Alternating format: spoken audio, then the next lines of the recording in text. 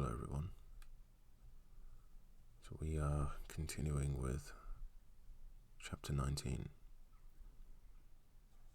from the first book of Samuel.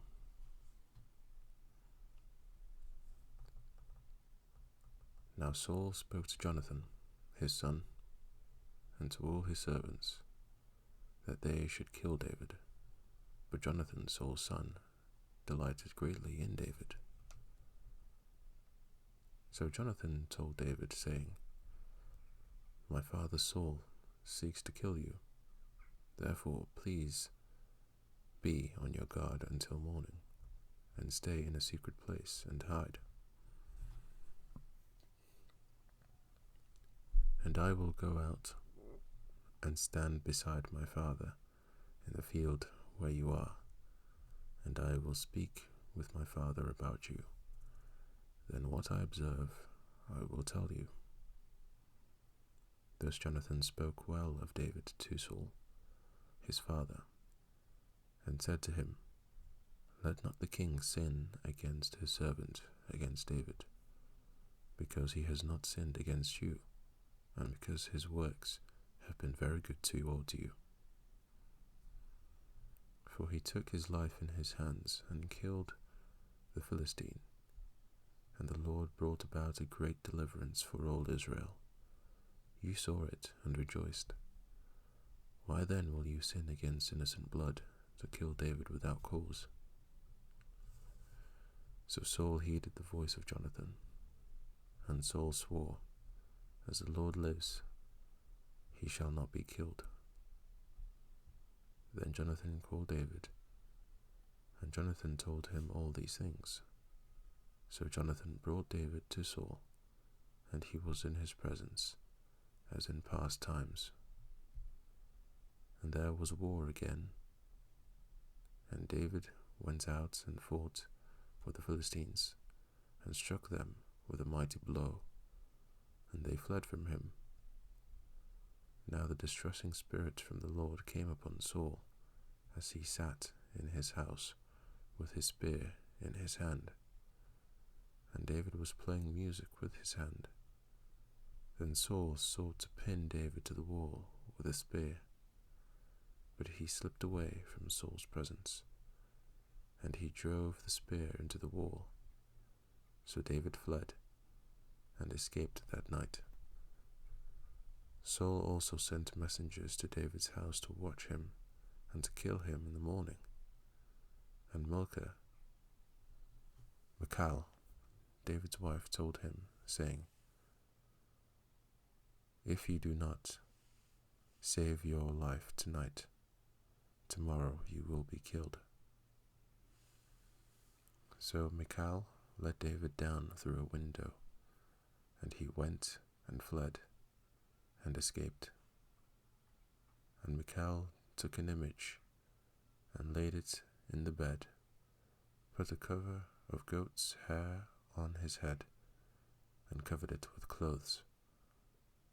So when Saul sent messengers to take David, she said, He is sick.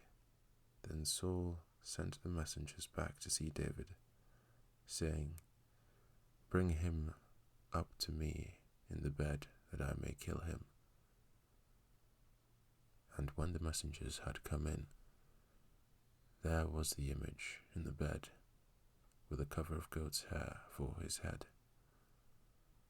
Then Saul said to Michal, Why have you deceived me like this, and sent my enemy away, so that he has escaped? And Michal answered Saul, He said to me, Let me go. Why should I kill you? So David fled and escaped, and went to Samuel at Ramah, and told him all that Saul had done to him. And he and Samuel went and stayed in Naioth.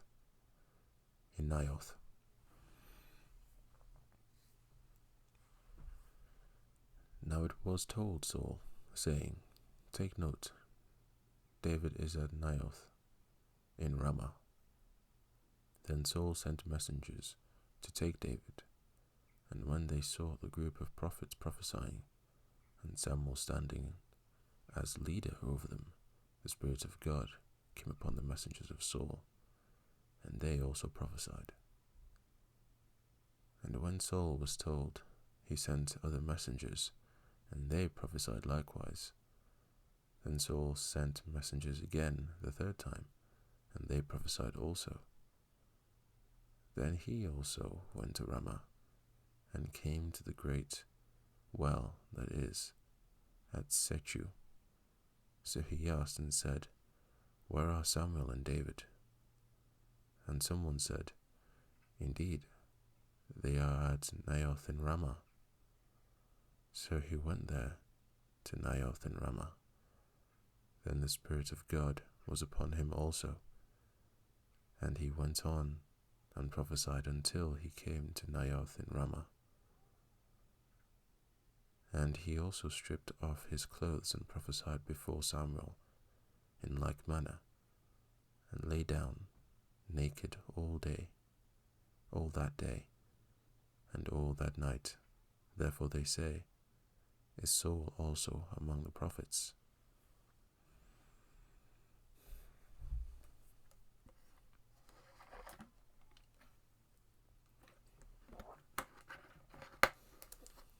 Chapter 20. Then David fled from Naioth in Ramah, and went and said to Jonathan, What have I done? What is my iniquity, and what is my sin before your father, that he seeks my life? So Jonathan said to him, By no means, you shall not die. Indeed, my father will do nothing, either great or small, without first telling me. And why should my father hide this thing from me? It is not so. Then David took an oath again and said, Your father certainly knows that I have found favor in your eyes. And he has said, Do not let Jonathan know this, lest he be grieved. But truly, as the Lord lives, and as your soul lives, there is but a step between me and death. So Jonathan said to David, Whatever you yourself desire, I will do it for you. And David said to Jonathan, Indeed, tomorrow is the new moon, and I should not fail to sit with the king to eat. But let me go, that I may hide in the field until the third day at evening. If your father misses me at all, then say, David earnestly asked permission of me, that he might run over to Bethlehem his city, for there is a yearly sacrifice there for all the family. If he says thus, It is well, your servant will be safe. But if he is very angry, be sure that evil is determined by him. Therefore you shall deal kindly with your servant, for you have brought your servant into a covenant of the Lord with you. Nevertheless, if there is iniquity in me, kill me yourself, for why should you bring me to your father? But Jonathan said, Far be it from you, for if I knew certainly that evil was determined by my father to come upon you, then would I not tell you?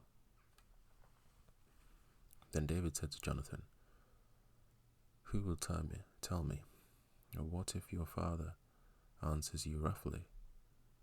And Jonathan said to David, Come, let us go out into the field. So both of them went out into the field.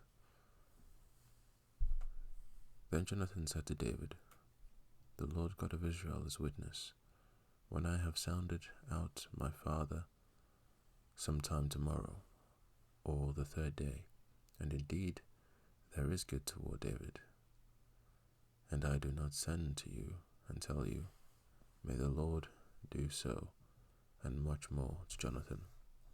But if it pleases my father to do you evil, then I will report it to you and send you away. that you may go in safety. And the Lord be with you, as he has been with my father. And you shall not only show me the kindness of the Lord while I still live, that I may not die, but you shall not cut off your kindness from my house forever. No, not when the Lord has cut off every one of the enemies of David from the face of the earth. So Jonathan made a covenant with the house of David, saying, Let the Lord require it at the hand of David's enemies. Now Jonathan again caused David to vow, because he loved him, for he loved him as he loved his own soul. Then Jonathan said to David, Tomorrow is the new moon, and you will be missed, because your seat will be empty.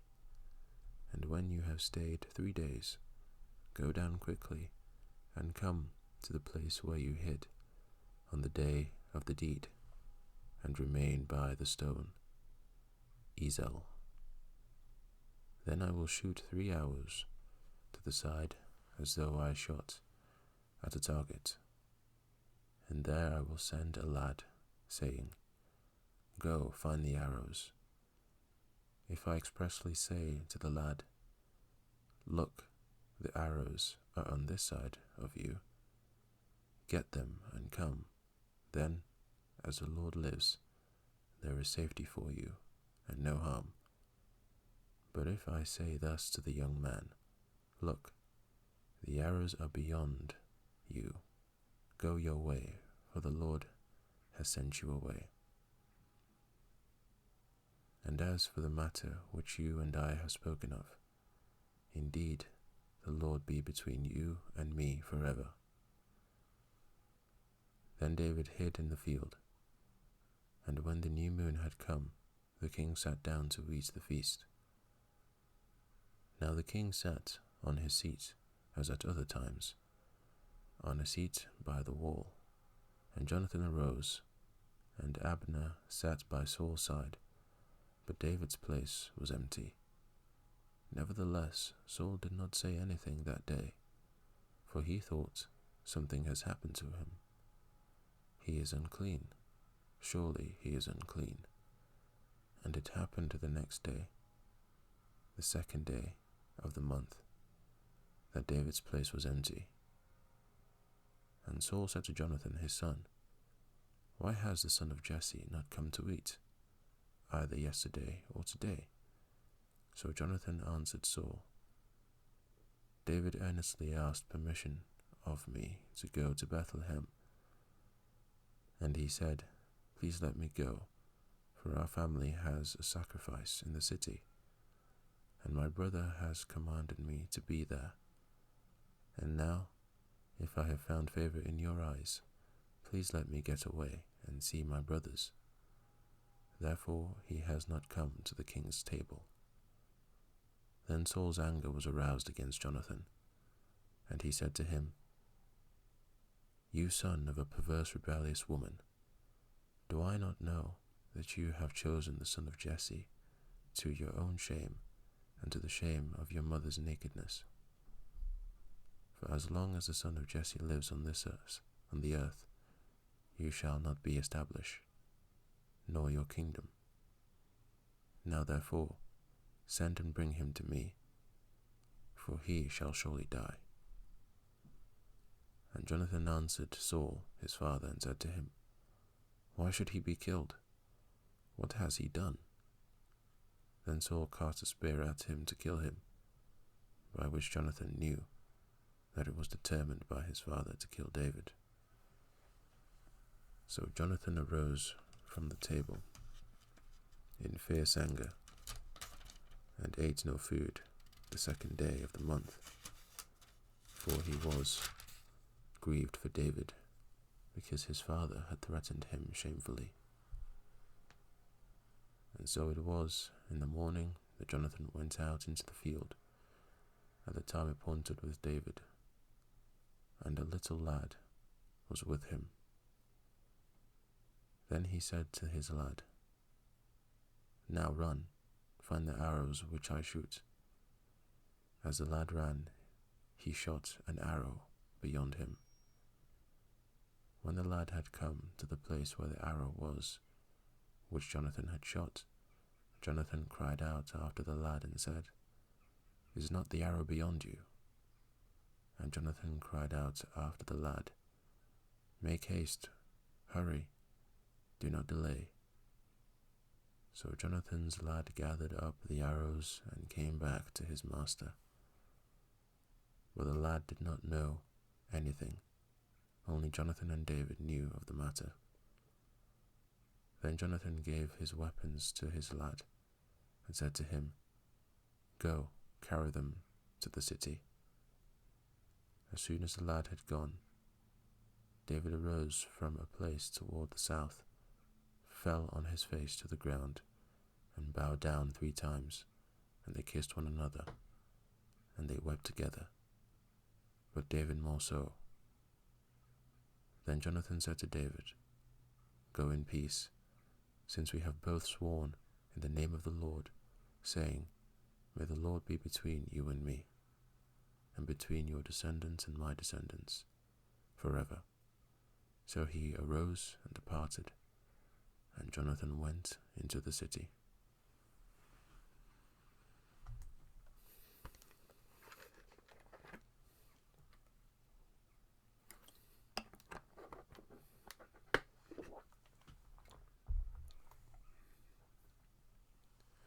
Chapter 21.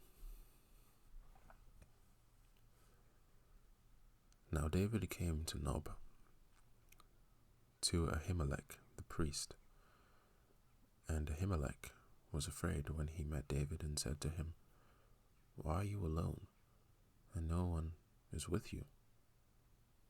So David said to Ahimelech the priest, "The king has ordered me on some business, and said to me, 'Do not let anyone know anything about the business on which I send you, or what I have commanded you. And I have directed my young men to such and such a place. Now therefore, what have you on hand? Give me 5 loaves of bread in my hand, or whatever can be found." And the priest answered David and said, "There is no common bread on hand, but there is holy bread, if the young men have at least kept themselves from women." Then David answered the priest and said to him, "Truly, women have been kept from us about 3 days since I came out, and the vessels of the young men are holy, and the bread is in effect common, even though it was consecrated in the vessel this day."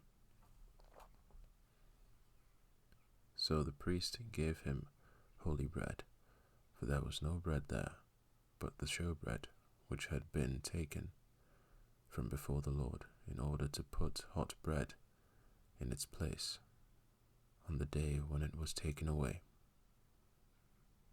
Now a certain man of the servants of Saul was there that day, detained before the Lord, and his name was Doeg, an Edomite, the chief of the herdsmen who belonged to Saul. And David said to Ahimelech, "Is there not here on hand a spear or a sword? For I have brought neither my sword nor my weapons with me, because the king's business required haste." So the priest said, "The sword of Goliath the Philistine, whom you killed in the valley of Elah, there it is, wrapped in a cloth behind the ephod. If you will take that, take it, for there is no other except that one here." And David said, "There is none like it, give it to me." Then David arose and fled that day from before Saul, and went to Achish, the king of Gath. And the servants of Achish said to him, "Is this not David the king of the land? Did they not sing of him to one another in dances, saying, Saul has slain his thousands, and David his 10,000s. Now David took these words to heart, and was very much afraid of Achish the king of Gath. So he changed his behavior before them, pretended madness in their hands, scratched on the doors of the gates, and let his saliva fall down on his beard. Then Achish said to his servants, Look, you see the man is insane. Why have you brought him to me? Have I need of madmen, that you have brought this fellow to play the madman in my presence? Shall this fellow come into my house?